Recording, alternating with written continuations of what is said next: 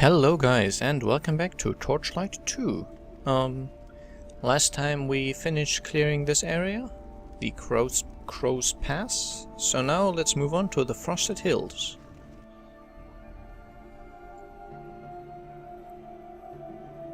And we still get nice little gameplay hints in the loading screens.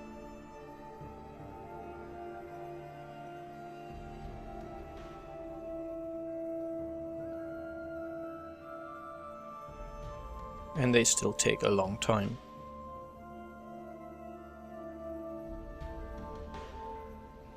Quite a long time. There we go. So we need to find the Ember keys. Passkey and Latchkey Ember. But of course we are going to explore. We also get waypoint portals in this game. I don't think I've shown you those before, but essentially they are just the same as in the first game. They allow me to warp to different waypoint portals. And they also allow me to warp back to waypoint portals I made with the scroll. Okay, Oh yeah, we get new kinds of enemies here. These are, I don't know, Yeti kind of things.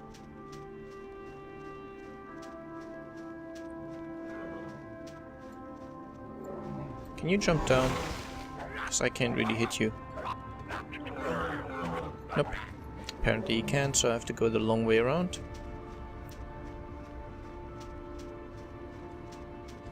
Still didn't hear anything along the lines of you don't want me to do full exploration, so I will do full exploration.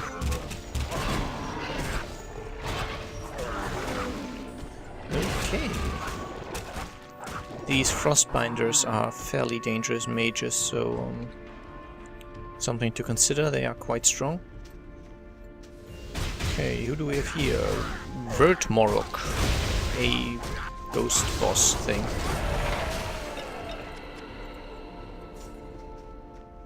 Who's now dead.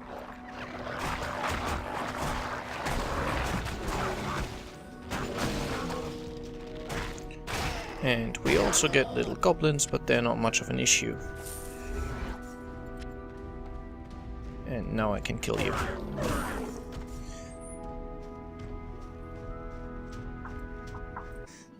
Quick cut, and I'm back. So this area is explored. Well, this part of the area, rather. And oh, we have some NPC in trouble. And these goblins also have that really annoying thing where they run away when you kill one of them. Okay, that's everyone. Now let's take the quest.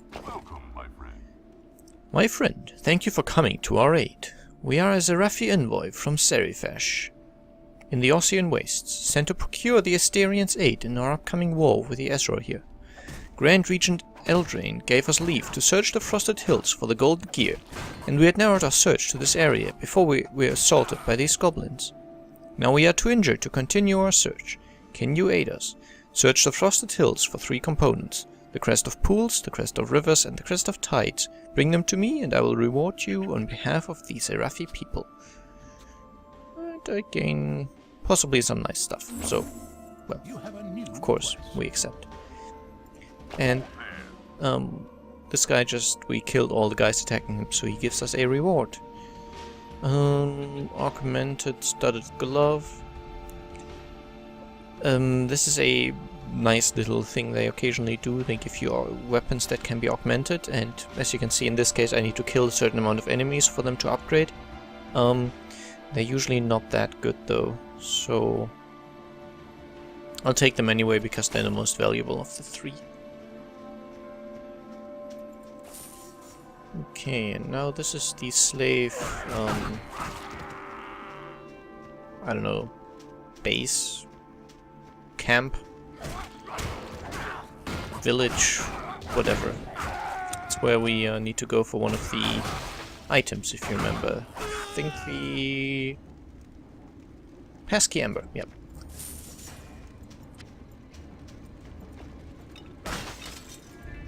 Ooh. Finding big potions now. Flammable lanterns, so... well, they are slavers. Setting their houses on fire seems like a good idea.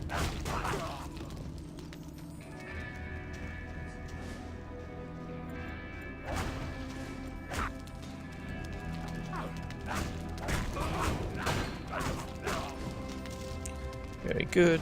Some up here.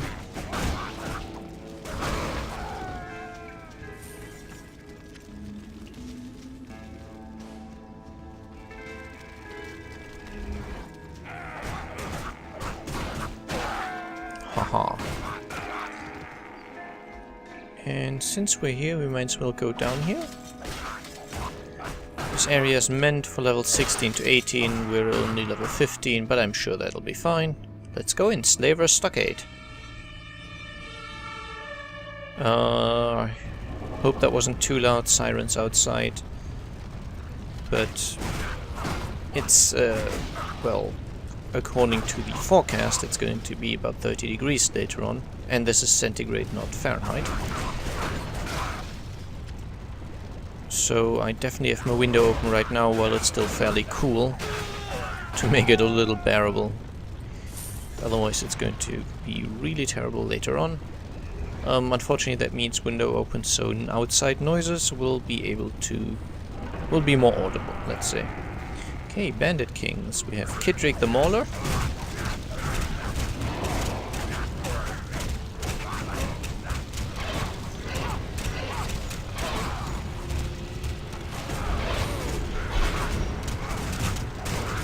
And wow, lots and lots of little guys.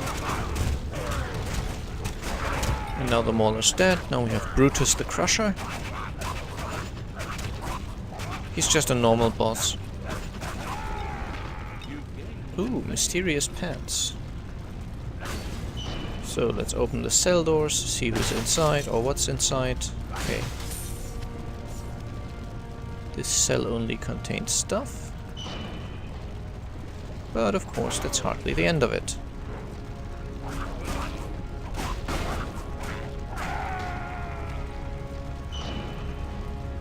And when we save them, they give us little rewards. None of them particularly good, so I just take the most expensive one.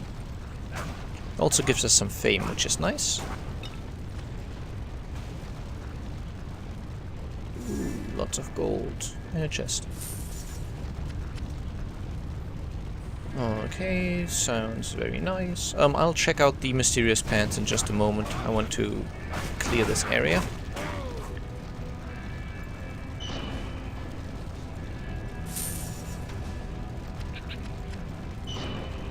Did you need something? 49, 55, 85. Talking about the gold value of the items, basically.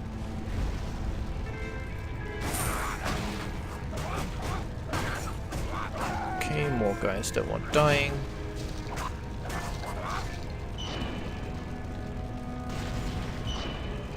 Ooh, Mallow, Apprentice Enchanter. Well, let's talk to him.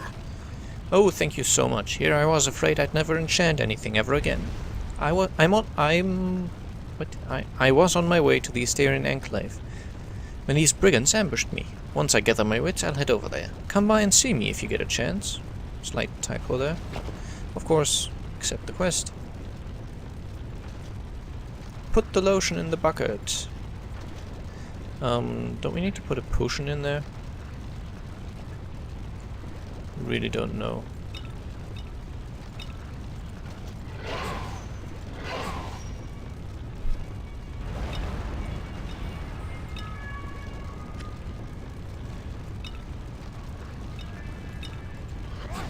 I don't know. Anyway, obviously put the lotion in the bucket. You know what that means. I'm not sure if there's more to this, but... Okay, skeletons. This is obviously an ambush, but let's trigger it.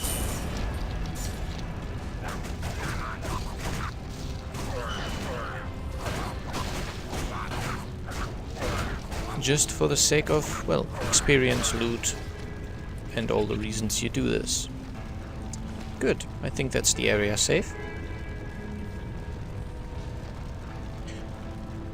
one of the few dungeons that does not give you a portal at the end of it. You have to actually run through it. Okay, unidentified shoulders, Regent. Which is interesting. I already have one piece of this set, I believe. And this is really nice if you get 3-piece bonus. 4 pieces also good, of course, but 3 pieces are really, really useful. Wind shear breaches. Okay, they are for Berserkers. Improve my electric armor substantially and give me increased chance to execute. Not bad. But of course I need dexterity and vitality or a higher level. A lot higher. Mighty Rawhide leggings, not interested. And Rawhide blazer of the mage, also not interested. Oh, and I have a skill point. From becoming more famous, I think. So, luckily it tells me in the loading screens, which is very nice, otherwise I might forget. And it's still confusing how the overlay doesn't update while I'm on the loading screen. But it's still recording somehow. Anyway, that skill point can improve race. Yep, not a bad skill at all. Of course, pretty much purely single target damage.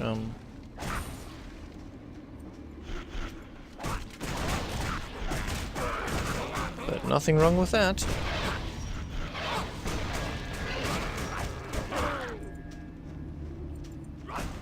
Okay. Still a bunch of slavers left in the inside. On the inside.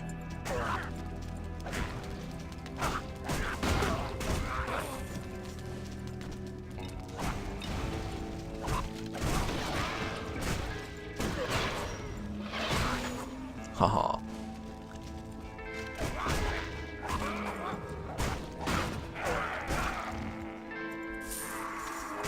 Oh.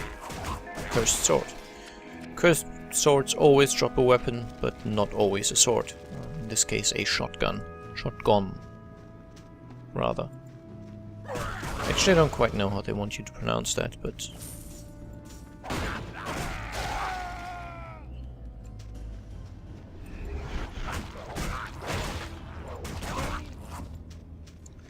Leaving Slaver's camp, which is still, I maintain it's more of a village than a camp, but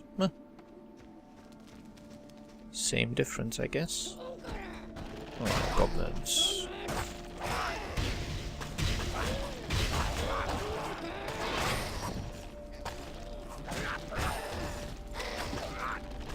Stop running away just because I killed some of you.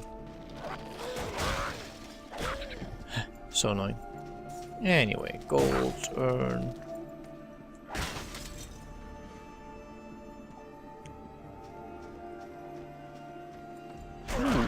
A locked bandit chest. Which means probably we'll get a key from one of these guys. Ha, called it. Ooh, trap. There's different types of traps. Some explode in like a local poison thing like this one. Sometimes you get fireballs that actually track the player. There's a bunch of them. Actually on normal difficulty running away isn't really necessary. I might still do it on occasion just because I still have the instinct from playing on higher difficulties. Such as recently Torchlight 1 on very hard.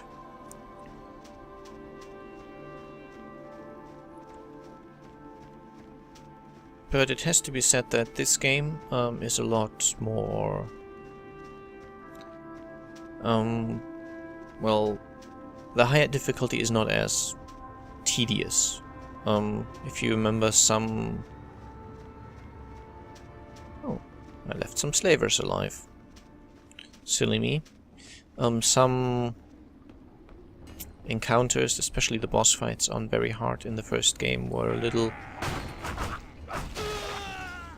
Have we met? My pack is full. Oh. My pack is full. Pet. Oh. I want to keep those pants. That's the thing, the orange border is not always that easy to distinguish, at a very quick glance of course, from the no border at all on the white items. Okay, pet. How about you head off to town? And I check out which of these I want to keep. Nope. Yep. Not that much into keeping claw weapons, unless I can find one that's substantially better than the Final Arbiter.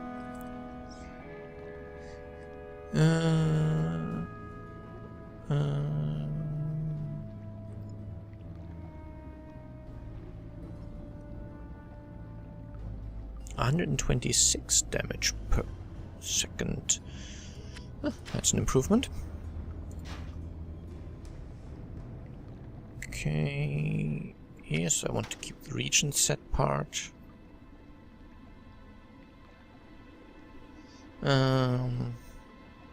This would increase armor but decrease damage, so that's not good.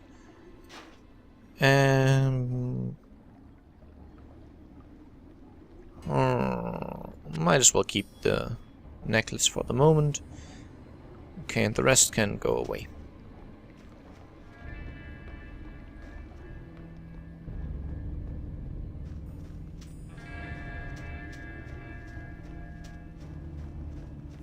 One thing that is very nice that they changed in this game is the dialogue that pops up when your pet returns or when you do fishing. It does no longer override whatever else is on the screen. It doesn't pause the game.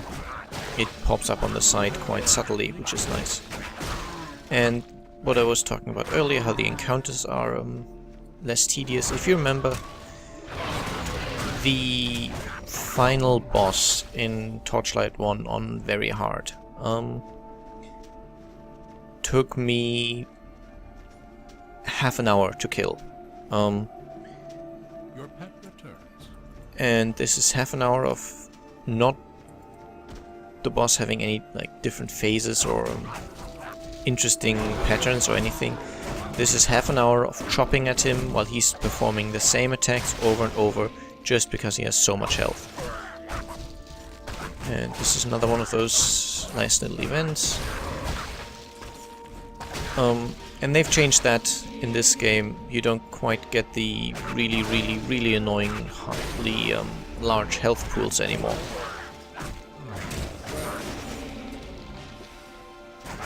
Which, well, they don't add much of a challenge, because if you survive 5 minutes against the boss, you're going to survive 30. Or at least, it doesn't get much more difficult after the first 5 minutes, essentially. It's just a question of did you buy enough potions, and can you stay concentrated enough not to make any stupid mistakes. Oh, a mimic.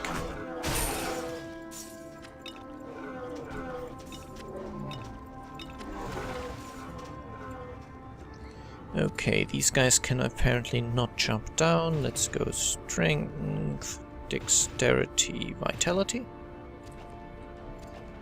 And skills. Okay, raise again.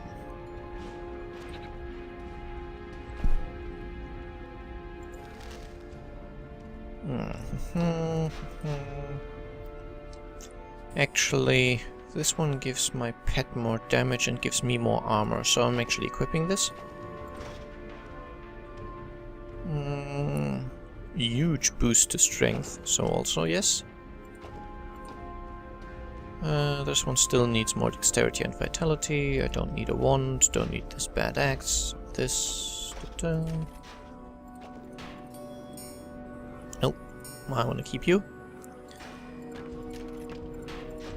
And as I said, we'll get into why I'm keeping them at a slightly later stage. I'm still missing some NPCs in town, basically.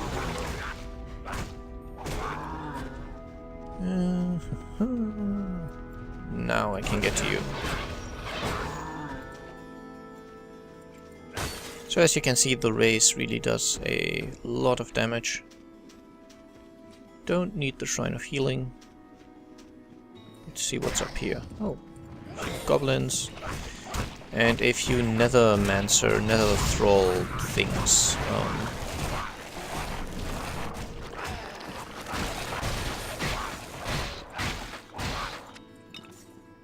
Okay.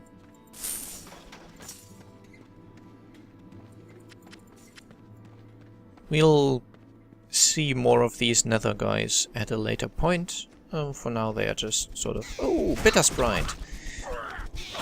As you can see from the description, this is the enemy that drops the golden key, and every map that has a locked golden chest also has a Bitter Sprite. It may be that you find the Bitter Sprite first or the locked golden chest first. Anyway, I have the key now, so that's nice. Okay, here we have another side quest. I'll just take that quickly. Hello there. Your arrival is well timed. I believe I have located the alchemist's lair, here in the ice-deep caverns. I found a journal just inside the entrance. It speaks of entering the mine at Torchlight and retrieving Ordrak's heart. I intended to look for more further inside the caverns, but the creatures dwelling there now are too much for me. Finding the rest of the alchemist's journal would probably be very helpful in ascertaining how to stop him. The one I saw was volume 4, so there are probably 3 more in the ice-deep caverns. Sounds useful, finding out why our enemy is doing what he's doing. But we'll do that next time, so I hope you enjoyed, and I'll see you soon.